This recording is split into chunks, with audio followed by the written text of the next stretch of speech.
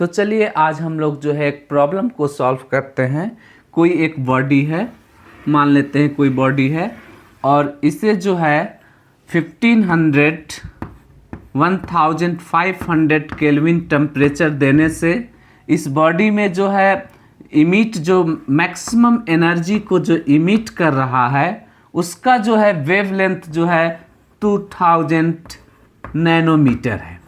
मान लेते हैं कि कोई ये बॉडी है और इसको 1500 केल्विन टेम्परेचर प्रोवाइड करने पे ये मैक्सिमम एनर्जी जो इमिट कर रहा है उसका वेवलेंथ, मैक्सिमम एनर्जी का जो वेवलेंथ है 2000 नैनोमीटर है। यदि बात किया जाए सन का, सूर्य से जो मैक्सिमम एनर्जी जो निकल रहा है, मान लेते हैं कि ये सन है और इससे जो मैक्सिमम एनर्जी जो रिलीज हो रहा है उसका इमिट हो रहा है, उसका जो वेवलेंथ है 500 नैनोमीटर के इक्वल है।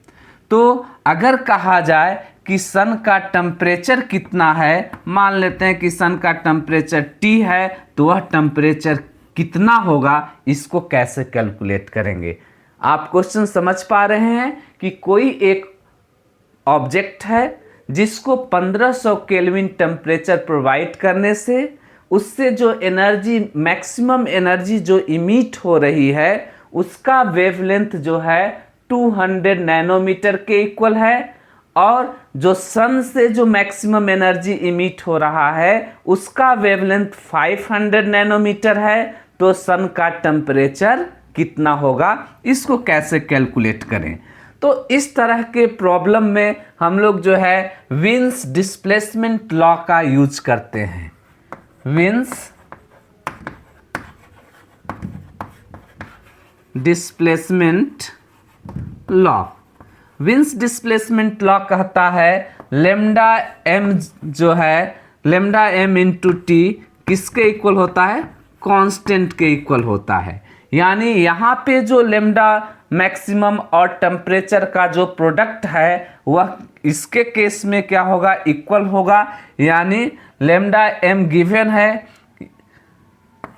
2000 इंटू 10⁻⁹ मीटर इंटू टेम्परेचर कितना गिवन है 1500 केल्विन, यह किसके इक्वल होगा। यानी यहाँ जो हमारा वेवलेंथ गिवन है 500 इंटू 10⁻⁹ मीटर इंटू टेम्परेचर सन का जो मुझे कैलकुलेट करना है।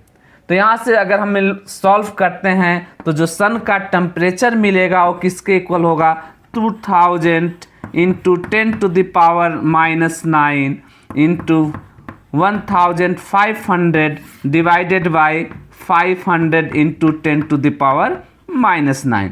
इससे कैंसिल आउट, 0 यहाँ से cancel out, 3 and this is equal to जो है 6000 केल्विन जो होगा वो सन का टेम्परेचर प्राप्त हो रहा है। तो इस प्रकार से विन्स डिस्प्लेसमेंट लॉ का यूज कर हम लोग जो है टेम्परेचर को निकाल सकते हैं। विन्स डिस्प्लेसमेंट लॉ जो है मैक्सिमम वेवलेंथ और टेम्परेचर का प्रोडक्ट जो होता है कांस्टेंट के इक्वल होता है। तो आई होप कि इस प्रॉब्लम को आप समझ पाए हैं।